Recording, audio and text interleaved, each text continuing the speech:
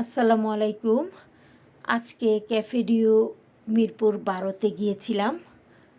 তো ওদের অনেক প্রশংসা শুনছি যে মিরপুর 12-র ক্যাফেডিওটা অনেক মজা, খাওয়া দাওয়া। আমরা সবসময় গুলশানে ক্যাফেডিওতে যাই, ওটার খাওয়া অনেক মজা, অনেক মজা। আমরা অন্তত পক্ষে 10-12 বার ওখানে গিয়েছি। এছাড়াও বিভিন্ন বাফেটে আমরা যাই সবসময়, কিন্তু মিরপুর 12-র ক্যাফেডিওতে যাইনি কখনো।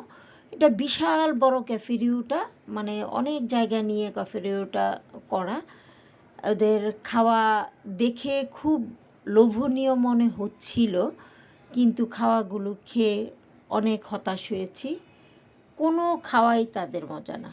একটা খাওয়াও আমার ভালো লাগে নাই, একটা খাওয়া মজাদার লাগে নাই।